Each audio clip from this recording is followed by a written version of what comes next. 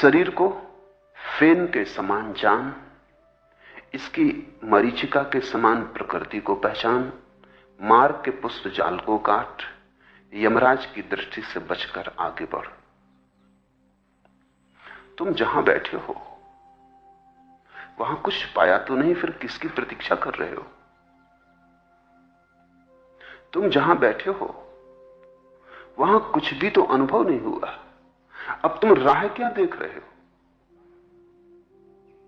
न कोई वादा, न कोई यकीन, न कोई उम्मीद, मगर हमें तो तेरा इंतजार करना था।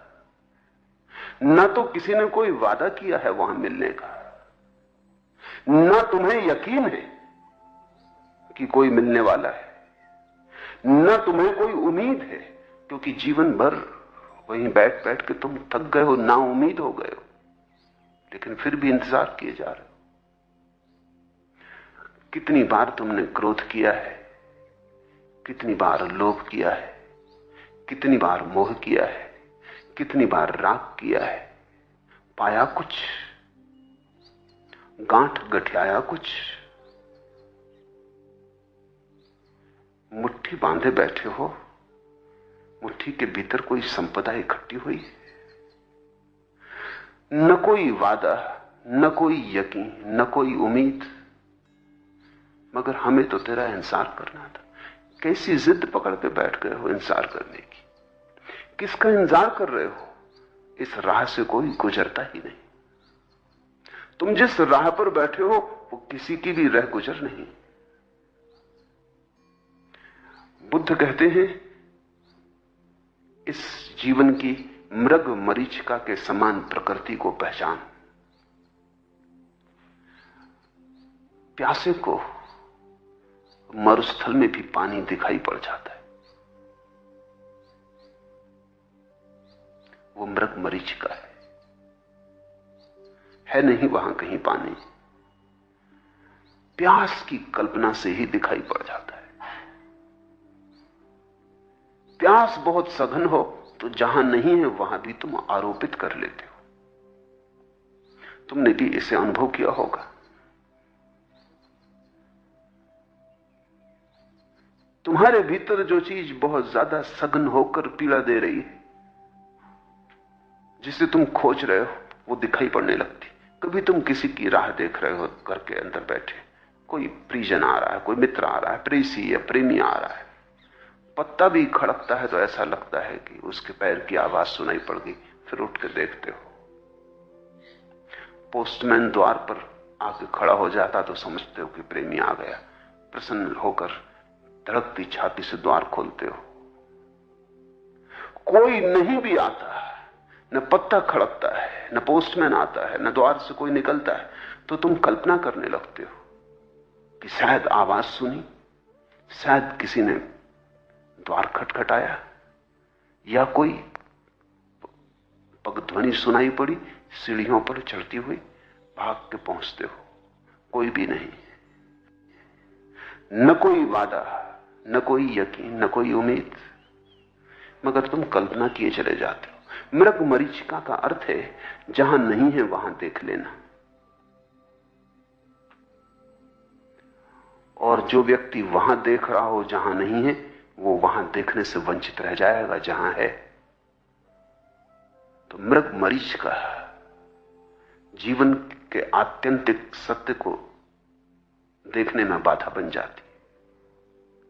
तुम दौड़ते रहते हो उस तरफ जहां नहीं है, और तुम उस तरफ देखते ही नहीं लौट के जहां है।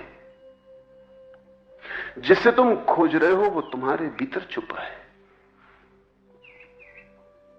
जिसे तुम पाने निकले हो उसे तुमने कभी खोया नहीं, उसे तुम लेकर ही आए थे।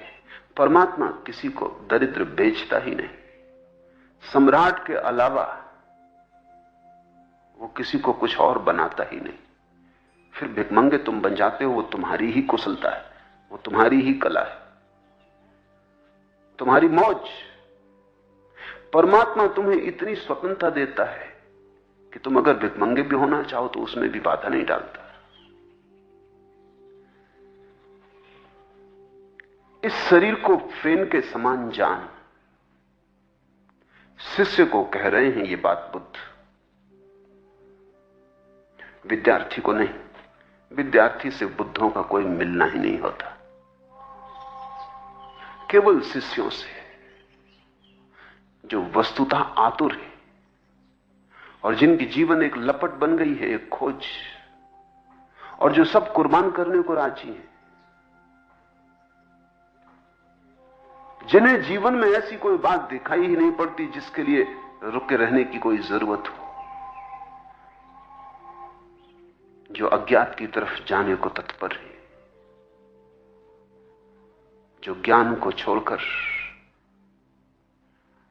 अज्ञान को स्वीकार किए, केवल वे ही ज्ञात से मुक्त होते हैं और अज्ञात में उनका प्रवेश होता है। उनसे ही बुद्ध कह रहे हैं इस शरीर को फेन के समान जान।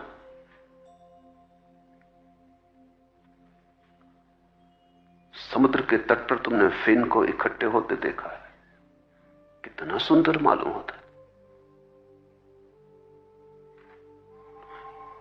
दूर से अगर देखा हो तो बड़ा आकर्षक लगता है। कभी सूर्य की किरणें उससे गुजरती हो तो इंद्रधनुष फैल जाते हैं फेन में। पास आओ, पानी के बबूले, वो शुभ्रता, वो चांद जैसी सफेदी, या चमेली के फूल जैसा जो बाढ़ आ गई थी, वो कुछ भी नहीं मालूम पड़ती। फिर हाथ में मुट्ठी में लेके फेन को देखा है, बबूले भी खो जाते। जिंदगी आदमी की बस ऐसी ही है, फेन की भांति। दूर से देखोगे बड़ी सुंदर, पास आओगे सब खो जाता है। दूर दूर रहोगे बड़े सुंदर इंद्रधनुष दिखाई पड़ते रहेंगे, पास आओगे हाथ में कुछ भी नहीं आता।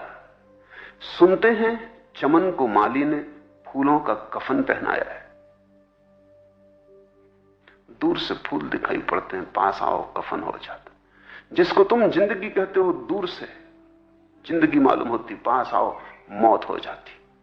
सुनते हैं चमन को माली ने फूलों का कफन पहनाया है।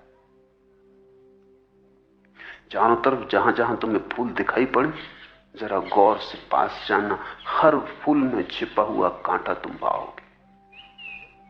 हर फूल चुभेगा। हां, दूर से ही देखते रहो तो भ्रांति बनी रहती, पास जाने से भ्रांतियां टूट जाती। दूर के ढोल सुहावने मालूम होते, दूर से सभी चीजें सुंदर मालूम होती। तुमने कभी ख्याल किया दिन में चीजें उतनी सुंदर नहीं मालूम पड़ती जितनी रात की चांदनी में मालूम पड़ती। चांदनी एक तिलिस्म में फैला देती, क्योंकि चांदनी एक धुंधल का दे देती।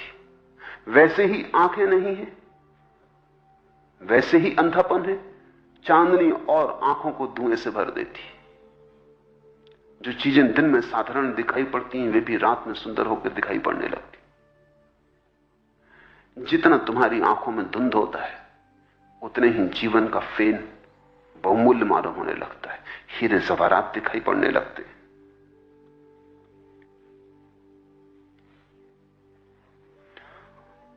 लो आओ मैं बताऊं तिलिस्में जहां का राज, जो कुछ है सब ख्याल की मुट्ठी में बंद है।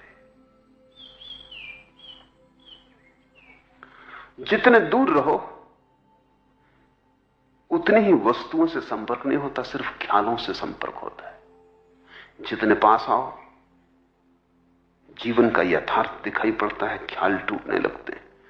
और जिसने भी जीवन का यथार्थ देखा वो घबरा गया, वो भयभीत हो गया, क्योंकि वहां जीवन के घर में छिपी मौत पाई, फूल में छिपे कांटे पाए। सुंदर सपनों के पीछे सिवाय पत्थरों के कुछ भी नहीं था। पानी की झाग थी कि मरुस्थल में देखे गए जल के झरने थे, दूर से बड़े मनमोहक थे, पास आके थे ही नहीं। और ये सभी को अनुभव होता है, लेकिन फिर भी तुम न मालूम किसका इंतजार कर रहे। न किसी ने वादा किया है, न तुम्हें भरोसा है कि कोई आएगा, उम्मीद भी नहीं। मगर शायद तुम सोचते हो और करें भी क्या, अगर इंतजार न करें तो और करें भी क्या। बुद्ध पुरुष तुम्हें बुलाते हैं कि तुम गलत राह पर बैठे हो और जिसकी तुम प्रतीक्षा करते हो वो वहां से गुजरता ही नहीं। और भी राहें हैं प्रतीक्षा करने के लिए, और भी प्रतीक्षालय हैं। अगर प्रतीक्षा ही करनी है तो थोड़ा भीतर की तरफ चलो। जितने तुम बाहर गए हो उतना ही तुमने झाग और फेन के बुलबुले पाए। थोड़े भीतर की तरफ आओ और तुम पाओगे उतना ही यथार्थ प्रकट होने लगा। जितने तुम भीतर आओगे उतना सत्य, जितने तुम बाहर जाओगे उतना असत्य। जिस दिन तुम बिल्कुल अपने केंद्र पर खड़े हो जाओगे उस दिन सत्य अपने पूरे राज खोल देता है। उस दिन सारे पर्दे, सारे घूंघट उठ जाते हैं। इस शरीर को फेन के समान जान और इसकी मरीचिका के समान प्रकृति को पहचान। मार्ग के पुष्प जाल को काट। बुद्ध कहते हैं वासना ने बड़े फूलों का जाल फैलाया है। मार्ग के पुष्प जाल को काट। सुनते हैं चमन को माली ने फूलों का कफन पहनाया है। मार्ग का पुष्प जाल, उन फूलों के पीछे कुछ भी नहीं, धोखे की टट्टी है, पीछे कुछ भी नहीं। सारा सौंदर्य पर्दे में, खाली घूंघट है, भीतर कोई चेहरा नहीं है। लेकिन घूंघट को जब तक तुम खोलोगे ना और भीतर की रिक्तता का पता ना चलेगा तब तक तुम जागोगे ना।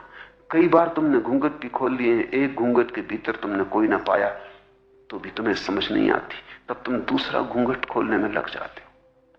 एक मुट्ठी झाग झाग सिद्ध हो गई तो मन कहे चला जाता है सारी ही झाग थोड़ी झाग होगी। एक घूंघट व्यर्थ हुआ, दूसरे घूंघट में खोज लेंगे। ऐसा जन्म जन्मों से घूंघट उठाने का क्रम चल रहा है। किसी घूंघट में कभी किसी को नहीं पाया, सब घूंघट खाली थे। तुमने कभी किसी में किसी को पाया? पति में कुछ पाया, पत्नी में कुछ पाया, मित्र में कुछ पाया, सगे साथी में कुछ पाया? यह सिर्फ घूंघट था। नहीं मिलता है, कोई नहीं मिलता है वहां। लेकिन मन की आशा कहती यहां नहीं मिला तो कहीं और मिल जाएगा। इस झरने में पानी सिद्ध नहीं हुआ, फिर दूर और झरना दिखाई पड़ने लगता। तुम कब जागोगे इस सत्य से कि झरने तुम कल्पित करते हो, कहीं कोई नहीं है। तुम्हारे अतिरिक्त सब अयथार्थ है, तुम्हारे अतिरिक्त सब माया है।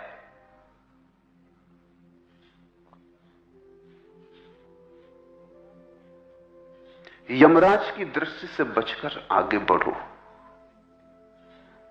अगर जीवन को सचमुच पाना है तो मौत से, जहां जहां मौत हो वहां वहां जीवन नहीं है, इसको तुम समझ लो। जहां जहां परिवर्तन हो वहां शाश्वत नहीं है, और जहां जहां क्षणभंगुर हो वहां सनातन नहीं है। और जहां जहां चीजें बदलती हो वहां समय को मत गमाना, उसको खोजो जो कभी नहीं बदलता है। उस न बदलने को खोज लेने की कला का नाम धर्म है। एस धम्मो सनातनो। विषय रूपी फूलों को चुनने वाले मोहित मन वाले पुरुष को मृत्यु उसी तरह उठा ले जाती है जिस तरह सोए हुए गांव को बढ़ी हुई बाढ़। जैसे सोए हुए गांव में अचानक नदी में बाढ़ आ जाए और लोग सोए सोए ही बह जाते, ऐसे ही विषय रूपी फूलों को चुनने वाले मोहित मन वाले पुरुष को मृत्यु उठा ले जाती। सोए ही सोए बाढ़ आ जाती है और जिंदगी विदा हो जाती। तुम सपने ही देखते रहते हो और बाढ़ आ जाती। सारी काम वासना स्वप्न देखने के अतिरिक्त और कुछ भी नहीं।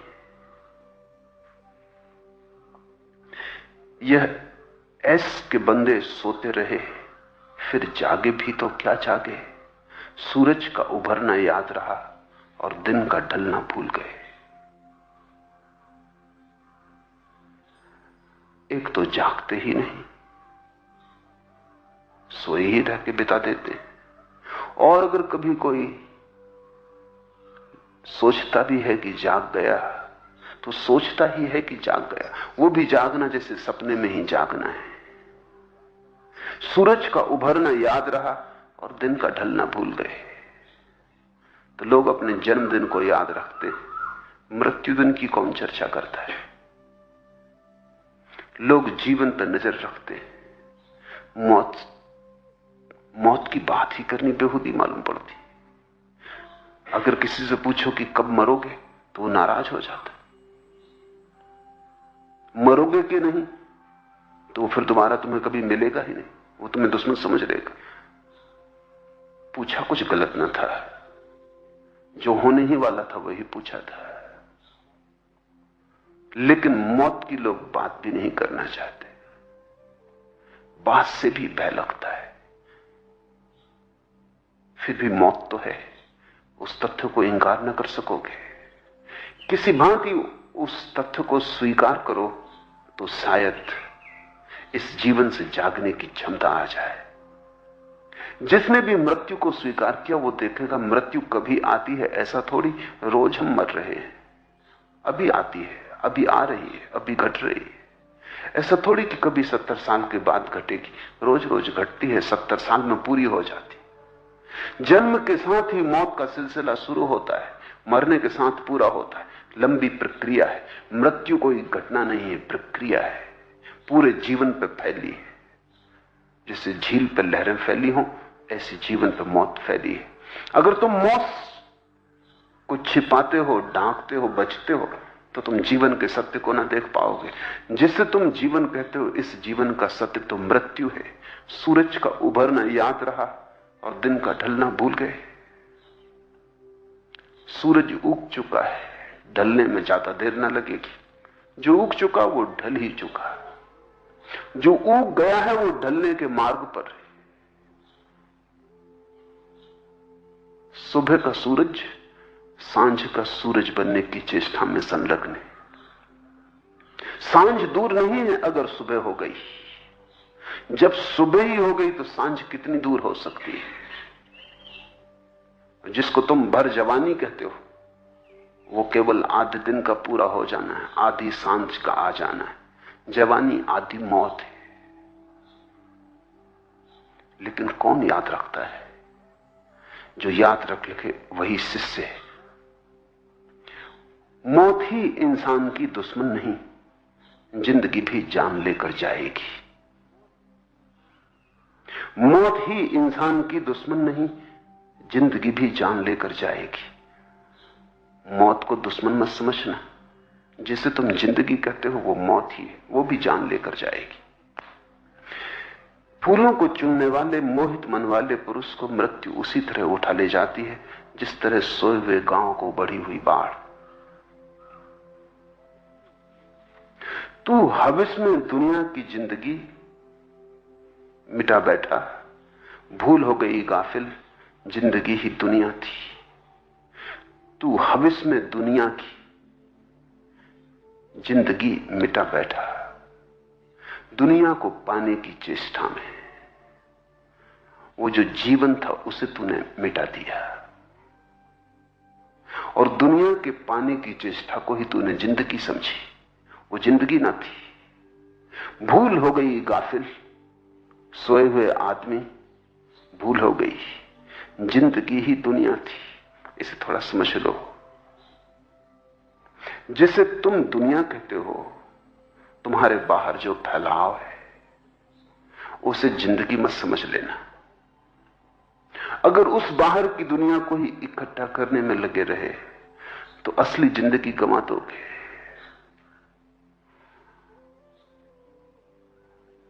पीछे पछताओगे, समय बीत जाएगा और रोगे, फिर शायद कुछ कर भी ना सकोगे। अभी कुछ किया जा सकता है, मरते क्षण में शायद अधिकतम लोगों को यह समझ आती है। तू हविस में दुनिया की जिंदगी गंवा बैठा। मरते वक्त अधिक लोगों को यह ख्याल आना शुरू हो जाता है, भूल हो गई, गाफिल, जिंदगी ही दुनिया थी, लेकिन तब समय नहीं बचता। मरते मरते दिखाई पड़ना शुरू होता है कि महल जो बनाए, धन जो इकट्ठा किया, साम्राज्य जो फैलाए, भूल हो गई, गाफिल, जिंदगी ही दुनिया थी। भीतर की जिंदगी को जान लेते तो दुनिया को पा लेते, बाहर की दुनिया को पाने में लग गए, भीतर की जिंदगी गंवा दी। बाहर और भीतर में उतना ही फर्क है जितना सत्य में और स्वप्न में। बाहर है स्वप्न का जाल, भीतर है साक्षी का निवास। जो दिखाई पड़ता है उस पर ध्यान मत दो, जो देखता है उस पर ध्यान दो। जो भोगा जाता है उस पर ध्यान मत दो, जो भोगता है उस पर ध्यान दो। आंख की फिक्र मत करो, आंख के पीछे जो खड़ा देखता है उसकी फिक्र करो। कान की फिक्र मत करो, कान के पीछे खड़ा जो सुनता है उसकी फिक्र करो। न जन्म की चिंता करो, न मृत्यु की चिंता करो, उसकी जो जन्म में आता है और मृत्यु में जाता है, जो जन्म के भी पहले है और मृत्यु के भी बाद है। मरते क्षण में ये याद भी आए तो फिर क्या करोगे? जिनको पहले याद आ जाती है वे कुछ कर लेते हैं। हिचकियों पर हो रही है, हिचकियों पर हो रहा है जिंदगी का राग खत्म, झटके देकर तार तोड़े जा रहे। मरते क्षण में तो फिर ऐसा ही लगेगा कि जिसको जिंदगी समझी, हिचकियों पर हो रहा है जिंदगी का राग खत्म।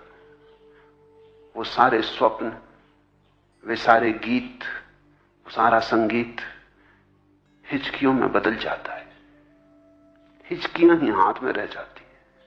हिचकियों पर हो रहा है जिंदगी का राग खत्म, झटके देकर तार तोड़े जा रहे। इसके पहले कि सब कुछ हिचकियों में बदल जाए और इसके पहले कि तुम्हारा साज तोड़ा जाए, भीतर के गीत को गा लो। इसके पहले कि मौत शरीर को छीने, तुम उसे जान लो जिसे मौत छीन ना सकेगी। इसके पहले कि बाहर का जगत खो जाए, तुम भीतर के जगत में पैर जमा लो। अन्यथा तुम सोए हुए गांव की तरह हो, बड़ी हुई नदी की बाढ़ तुम्हें सोया सोया बहा ले जाएगी। जैसे भ्रमर फूल के वर्ण और गंध को हानि पहुंचाए बिना रस को लेकर चल देता है, वैसे ही मुनि गांव में भिक्षाटन करे। जीवन के गांव की बात है। बुद्ध कह रहे हैं जैसे भ्रमर फूल के वर्ण और गंध को हानि पहुंचाए बिना रस को लेकर चल देता है, ऐसे ही तुम इस जिंदगी में रहो। जीवन जो रस दे सके ले लो, मगर रस केवल वे ही ले पाते हैं जो जागृत है। शेष तो उन भौरों की तरह हैं जो रस लेने में इस तरह डूब जाते हैं कि उड़ना ही भूल जाते। सांझ जब कमल की पखरियां बंद होने लगती तब वे उसी में बंद हो जाते। उनके लिए कमल भी कारागृह हो जाते। जैसे भ्रमर फूल के वर्ण और गंध को बिना हानि पहुंचाए रस लेके चुपचाप चल देता है, ऐसे जिंदगी को बिना कोई हानि पहुंचाए, यही अहिंसा का सूत्र है। अहिंसा का सूत्र इतना ही है कि रस लेने के तुम हकदार हो, लेकिन किसी की हानि पहुंचाने के नहीं। फूल को तोड़ के भी भोगा जा सकता है, वो भी कोई भोगना हुआ। भौरा आता है फूल पर, चुपचाप गुनगुनाता है गीत, रिझा लेता है फूल को, रस ले लेता, उड़ जाता, तोड़ता नहीं, मिटाता नहीं। भौरे की तरह मुक्त, भ्रमर की तरह मुक्त। बुद्ध कहते हैं जीवन के गांव में तुम जियो जरूर, लेकिन आबद्ध मत हो जाना, बंद मत हो जाना। हमारी हालत तो बड़ी उल्टी है, इससे ठीक उल्टी। बुद्ध कहते हैं दुनिया में रहना, लेकिन दुनिया के मत हो जाना। बुद्ध कहते हैं दुनिया में रहना, लेकिन हमारी हालत से ठीक उल्टी है। बाद मरने के भी दिल लाखों तरह के गम है, बाद मरने के भी दिल लाखों तरह के गम है। हम नहीं दुनिया में, लेकिन एक दुनिया हम में है। मर भी जाएं हम तो भी गम नहीं मरते। कब्र में भी तुम पड़े रहोगे। हम नहीं दुनिया में, लेकिन एक दुनिया हम में। तब भी तुम सपने देखोगे, तब भी तुम उसी दुनिया के सपने देखोगे जिससे तुमने कुछ कभी पाया नहीं। तुम्हारी आंखें फिर भी उसी अंधेरे में खोई रहेंगी जहां कभी रोशनी की किरण न मिली। तो एक तो है ढंग, दुनिया उसके भीतर से नहीं हटती, और एक है सन्यासी का ढंग, वो जीता भी है तो दुनिया उसके भीतर नहीं होती। ये जीवन के विराट नगर के संबंध में भी सही है, और यही बुद्ध ने अपने भिक्षुओं के लिए कहा कि गांव गांव जब तुम भीख भी मांगने जाओ, भिक्षाटन भी करो, तो चुपचाप मांग लेना, ऐसे ही जैसे भंवरा फूलों से मांग लेता है, और विदा हो जाना। ले लेना जो मिलता हो, धन्यवाद दे देना जहां से मिले, अनुग्रह पूर्वक स्वीकार कर लेना। न मिले तो दुखी मत होना, क्योंकि मिलना चाहिए, धन्य भाग। न मिले संतोष, और जो न मिलने पर संतुष्ट है उसे मिल ही जाता है। लेकिन हमारी स्थिति ऐसी कि मिल जाने पर भी संतोष नहीं, तो मिल के भी नहीं मिल पाता। हम दरिद्र के दरिद्र ही रह जाते। जीवन से बहुत कुछ पाया जा सकता है, सपने से भी सीखा जा सकता है, और मृग मरीचिकाएं भी बुद्धत्व का आधार बन जाती। भ्रम से भी जागने की कला उपलब्ध हो जाती। रस को लेकर चल देता है, वैसे ही मुनि गांव में भिक्षाटन करे।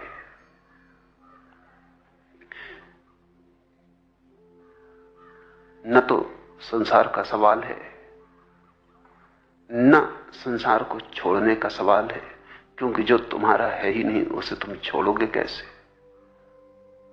इतने भर जानने की बात है कि हम यहां मेहमान से ज्यादा नहीं।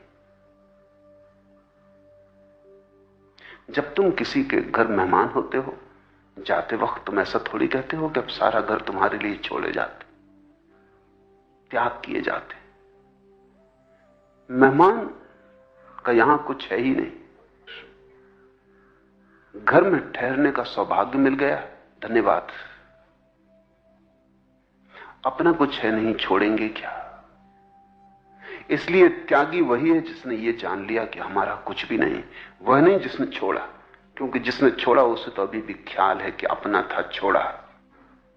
अपना हो तो ही छोड़ा जा सकता है, अपना हो ही ना तो छोड़ना कैसा। इसलिए मैं तुमसे कहता हूं, छोड़ने की भ्रांति में मत पड़ना, क्योंकि वो पकड़ने की ही भ्रांति का हिस्सा है। तुम तो पकड़ने की भ्रांति को ही समझ लेना, अपना कुछ भी नहीं। अभी नहीं थे तुम, अभी हो, अभी फिर नहीं हो जाओगे। इस संसार को भीतर घर मत बनाने देना। तुम संसार में रहना, लेकिन संसार तुम में न रह पाए। गुजरना पानी से, लेकिन पैर भीगे नहीं। जीना, लेकिन भंवरे की तरह किसी को हानि न पहुंचे। जैसे भ्रमर फूल के वर्ण और गंध को हानि पहुंचाए बिना रस को लेकर चल देता है। क्या रस है? किस रस की बात कर रहे हैं बुद्ध? समझा दूं, क्योंकि डर है कि तुम कुछ गलत ना समझ लो। बुद्ध किस रस की बात कर रहे हैं? किस भंवरे की बात कर रहे हैं? तुम जिन्हें सुख कहते हो उनकी बात नहीं कर, वही रस है, क्योंकि जिसने वो जान लिया उसके लिए महारस के द्वार खुल गए। तो जीवन के हर फूल से और जीवन की हर घटना से, जन्म हो कि मृत्यु, और जीवन की हर प्रक्रिया से तुम एक ही रस को खोजते रहना और चुनते रहना। हर अवस्था तुम्हें जगाने का कारण बन जाए, निमित्त बन जाए। घर हो की गृहस्थी, बाजार हो की दुकान, कोई भी चीज तुम्हें सुलाने का बहाना न बने, जगाने का बहाना बन जाए, तो तुमने रस ले लिया। मरने के पहले अगर तुमने इतना जान लिया, उनको महाजीवन को जान लिया, तो तुमने रस ले लिया। तो तुम यूं ही न भटके, तो तुमने ऐसी ही गर्द गुबार न खाई, तो रास्ते पे तुम चले ही नहीं, पहुंचे भी तब तुम अचानक हैरान होगे, चकित होगे कि जिसे तुम खोजते फिरते थे वो तुम्हारे भीतर था। वो परमात्मा का राज्य तुम्हारे हृदय के ही राज्य का दूसरा नाम है। मोक्ष तुम्हारे भीतर छिपी स्वतंत्रता का ही नाम है। और क्या है उसे अहंकार का टिमटिमाता दिया बुझ जाता है, तो ऐसा नहीं कि अंधकार हो जाता है। उस टिमटिमाते दिए के बुझते ही महासूर्यों का प्रकाश तुम्हें उपलब्ध हो जाता है। रविन्द्रनाथ ने लिखा है कि जब वे गीतांजलि लिख रहे थे तो पद्मा नदी पर एक बजरे में निवास करते थे। रात गीत की धुन में खोए कोई गीत उतर रहा था, उतरे चला जा रहा था। वो एक टिमटिमाती मोमबत्ती को जला के बजरे में देर तक गीत की कड़ियों को लिखते रहे। कोई आधी रात फूंक मार के मोमबत्ती बुझाई, हैरान हो, पूरे चांदा ही गीत था। जैसे ही मोमबत्ती बुझी कि बजरी की उस छोटी सी कोठरी में सब तरफ से सूरज, सब तरफ से चांद की किरणें भीतर आ गई। रंध रंध से वो छोटी सी मोमबत्ती की रोशनी चांद की किरणों को बाहर रोके हुई थी। तुमने कभी ख्याल किया कमरे में दिया जलता हो तो चांद भीतर नहीं आता? फिर दिया फूंक मार के बुझा दिया, चांद बरस पड़ा भीतर, बाढ़ की तरह सब तरफ से आ गया। रविन्द्रनाथ उस रात नाचे और उन्होंने अपनी डायरी में लिखा कि आज एक अपूर्व अनुभव हुआ, कहीं ऐसा ही तो नहीं, कहीं नाम निर्वाण है। इधर तुम बुझे, उधर सब तरफ से परमात्मा, सत्य या जो भी नाम दो, भीतर प्रविष्ट हो जाता है। तो एक तो जीवन को जीने का ढंग है जैसा तुम जी रहे हो, एक बुद्धों का ढंग भी है। चुनाव तुम्हारे हाथ में। तुम बुद्धों की भांति भी जी सकते हो, कोई तुम्हें रोक नहीं रहा सिवाय तुम्हारे। और तुम दीनहीन भिखमंगों की भांति भी जी सकते हो जैसा तुम जी रहे हो। कोई तुम्हें जबरदस्ती जिला नहीं रहा, तुमने ही न मालूम किस बेहोशी और नासमझी में इस तरह की जीवन ने चारों जिनमें तुम खुद ही कैद हो गए हो। मैं एक घर में मेहमान था, सामने एक मकान बन रहा था और एक छोटा लड़का वहां मकान के सामने पड़ी हुई रेत और ईंटों के बीच में खेल रहा था। उसने धीरे धीरे, मैं देखता रहा, बाहर बैठा हुआ मैं देख रहा था, उसने धीरे धीरे अपने चारों तरफ ईंटें लगा ली और ईंटों की जमाता गया ऊपर। फिर वो घबराया जब उसके गले तक ईंटें आ गई, क्योंकि वो खुद कैद हो गया। तब वो चिल्लाया कि बचाओ। मैं उसे देख रहा था और मुझे लगा यही आदमी की अवस्था है, ढंग से रखी है उसी ढंग से गिरा दो। तुमने ही रखी है, तुम ही उठा सकते हो। कारागृह तुम्हारा ही बनाया हुआ है, किसी और ने तुम्हें कारागृह में बंद नहीं किया है, खेल खेल में बना लिया है। खेल खेल में ही आदमी बंद हो जाता है, जंजीरों में उलझ जाता है। चलने को चल रहा हूं पर इसकी खबर नहीं, मैं हूं सफर में या मेरी मंजिल सफर में। अब ऐसे मत चलो, अब जरा जाग के चलना हो जाए, अब जरा होश से चलो।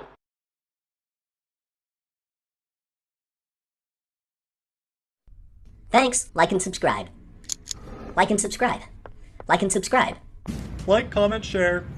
Like and subscribe? Like, comment, share? Like and subscribe? Like, comment, share? Like and subscribe. Like, comment, share? Please retweet.